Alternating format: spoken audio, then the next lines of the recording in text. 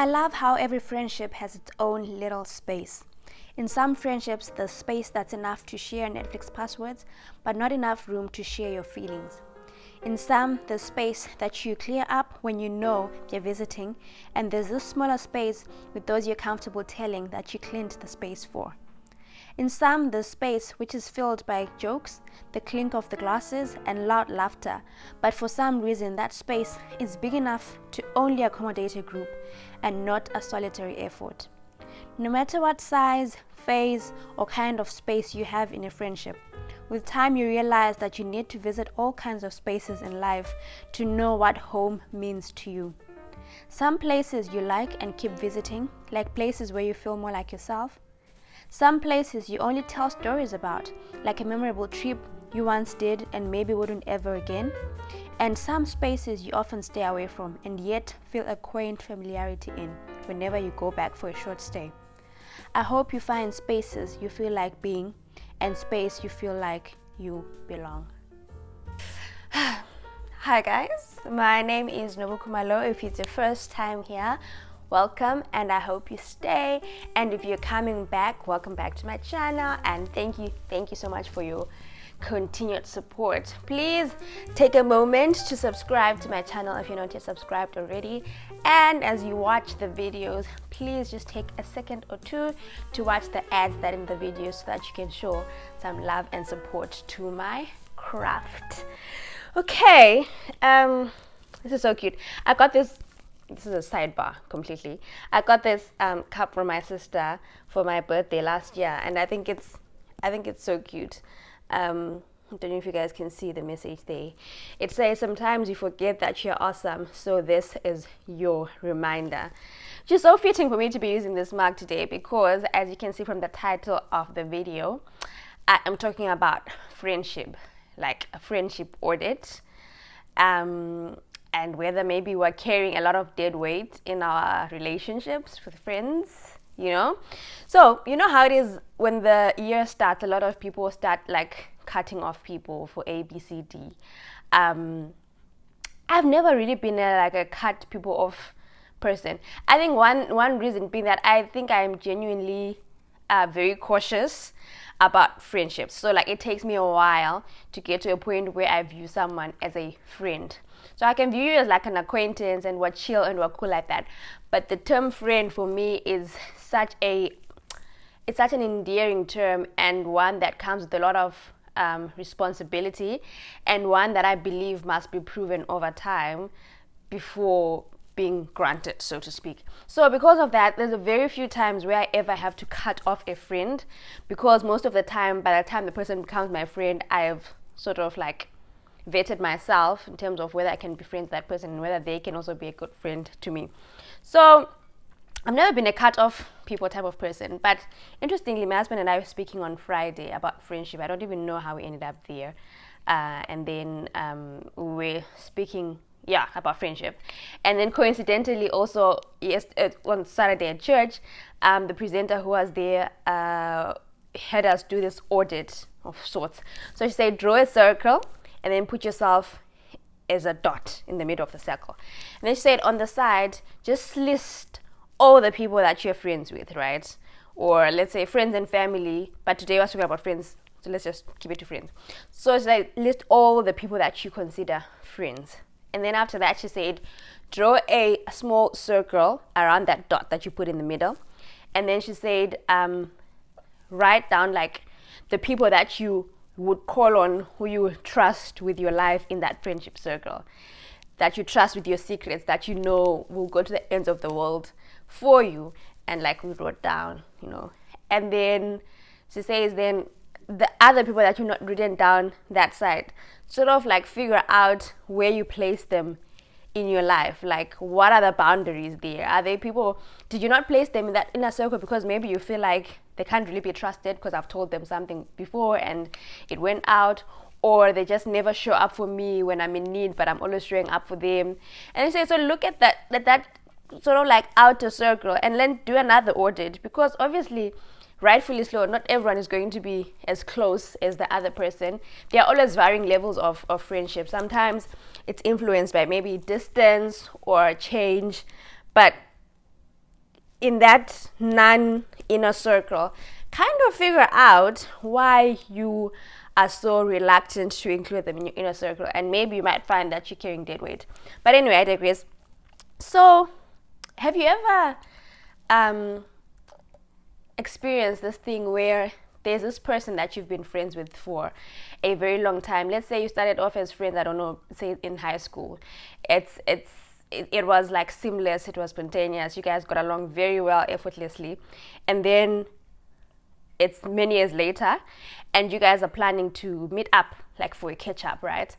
But then as you're thinking about going to the catch up, you quickly realize that I actually don't know how this catch up is going to go. Like, we were once very close, but I don't know how this catch up is going to go, because I don't know if they've changed. I don't know if they still like the same things that we used to like when you're earlier. I don't know their ideologies. I don't know if the way I present myself is the way that they're not trying to be about, right? And then you go to that coffee and you sit, you have a good time, but when you leave that, you live with that feeling of that spark that was there just isn't there anymore. I've had those situations, right, where this person was such a dear friend of mine, but I figure out as time goes along that, you know what, not all friendships are forever. Sometimes friendships can be seasonal, not in the sense that you are using people to get what you need and want out of them, but by realizing that sometimes friendships are seasonal because at the time when they existed, they appealed to a certain self that we no longer are. Maybe we've outgrown, maybe exposure to different things has changed the way we think about certain things, so our ideologies don't really align. Maybe time and distance also has done its thing. And so with the realization that not all friendships last forever, they come sort of like that heavy burden of kind of deciding if maybe you need to let go of some friendships. And it's quite hard because I think in our minds we think friends are those people that are supposed to like stay forever. Like romantic interest, like you like someone, you fall in love, they break your heart, you move on, but we kind of expect our friends to be the constant throughout. So when you actually realize that the spark is dying out, it can be a bit daunting to finally accept to yourself that, okay, maybe the friendship has run its course. So I actually started thinking, what actually is a friend, right? The American Psychological Association says that friendship is a voluntary relationship between two or more people that is relatively long lasting and in which those involved have mutual affection. So number one, it's voluntary, right? It means that the people who are in it need to want it, to want to be friends. And I think we've all had people in our lives who we think we're friends with, but they don't view us as their friends, right?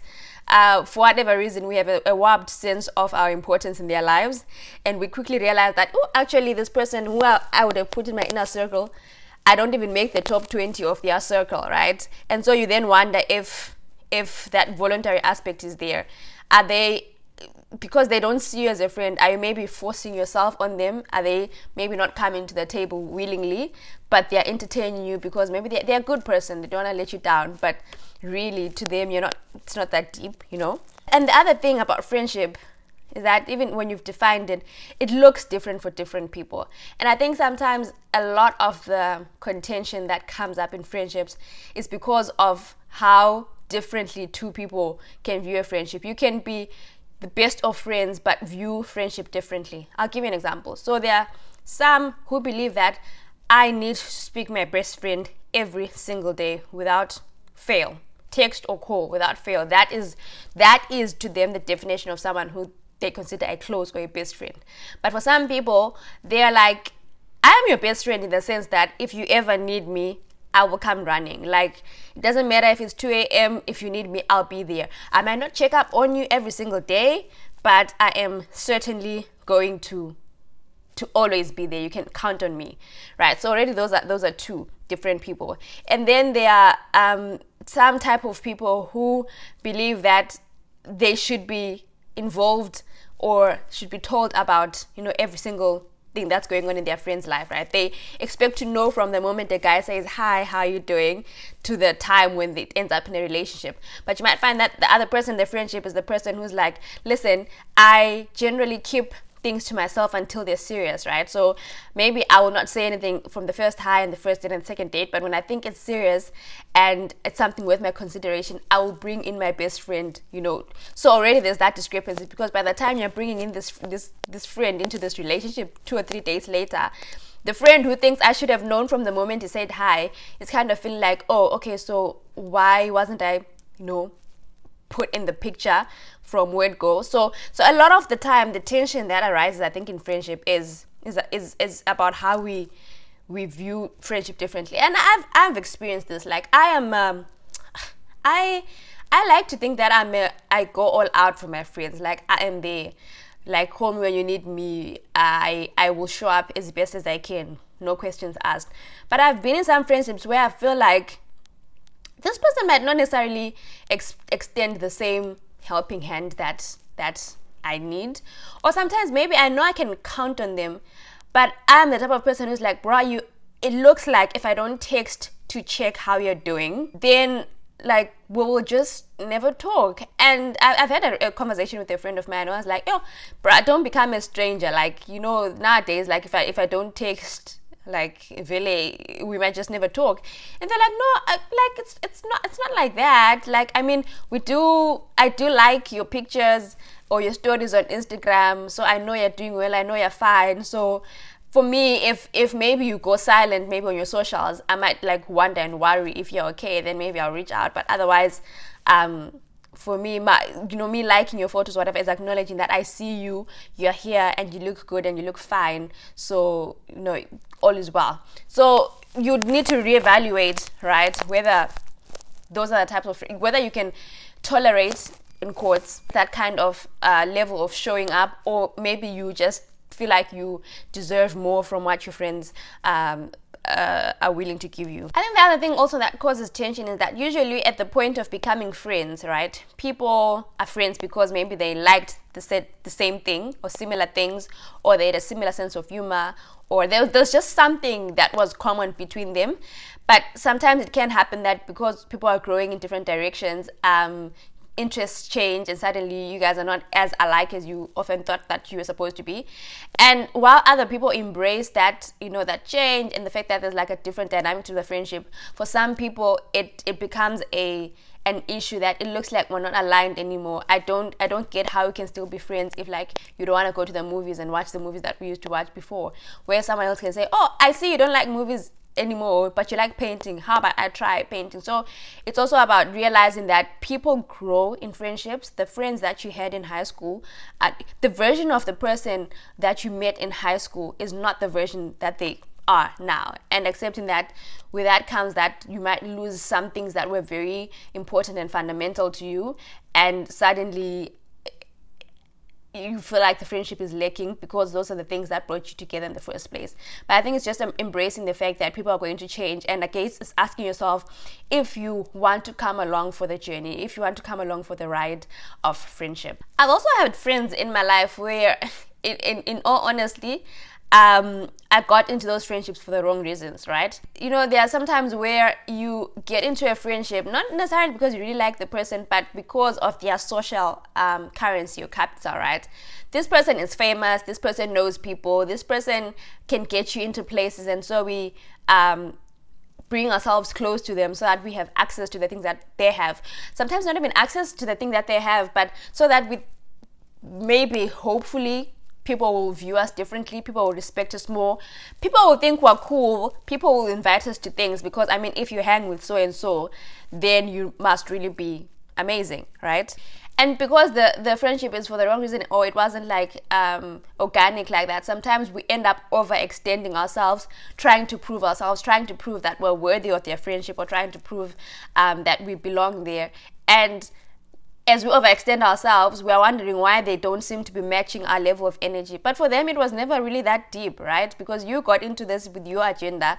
They are your friend, but for them, it's not as deep as it is for you. And so I think that's why sometimes we find ourselves in situations where we feel like we're like overextending ourselves to people, and people just aren't coming to the table. And I guess you also need to audit again and be like, is this the type of friendship that I want to be? A friendship where I always feel like I am the giver but never the receiver. I actually is the benefit that I'm getting out of, being friends with so and so and being viewed as cool?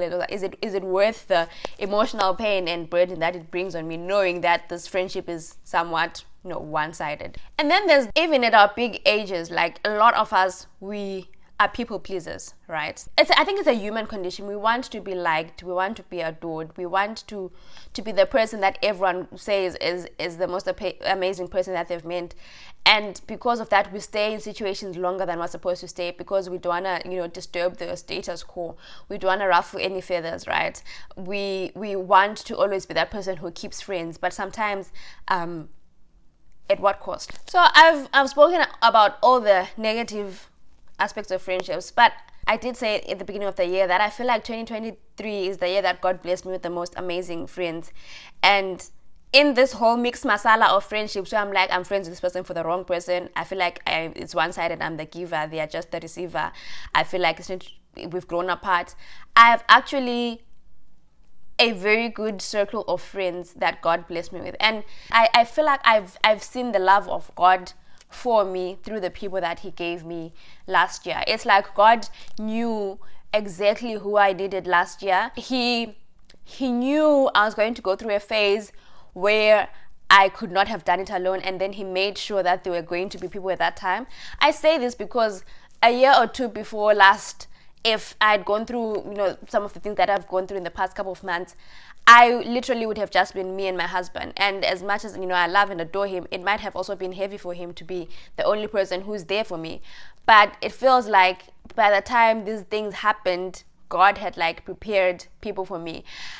And these people are people who I can genuinely say hold space for me. One of them, actually, when we were speaking during the weekend, I was voicing my, the stuff that goes on in my head. She said something so beautiful. She said, we believe, and if you don't believe, your friends and your family are going to believe it for you. And I thought that is one of the most beautiful love notes that I've ever heard, right? To have someone holding space for you who's saying, even when you can't do it for yourself, we are going to be there to do it for you. You don't always have to show up as 100% and strong and fight, but on those days that you can't, we are going to hold you up. And if we can't hold you up, we are literally going to step in and be and do whatever needs to be done for you. And I've seen it not just in speech, but in action. These people have literally come together and been literally there in all ways possible, from airport pickups to cooking food to daily checkups. They've literally put their money where their mouth is, right? And I think it's really such a blessing, especially as we grow as adults. We always joke about it, the fact that it's so hard making friends when you're an adult. It feels like everyone was friends when they were younger and they're just growing together. So if you're in that space where you're trying to make friends, how am I even going to penetrate this? Because it feels like everyone is already cliquey. So it's such an underrated blessing, one that I've actually come to appreciate. The fact that we can meet people in our lives at this big age and they love us like we've never loved before.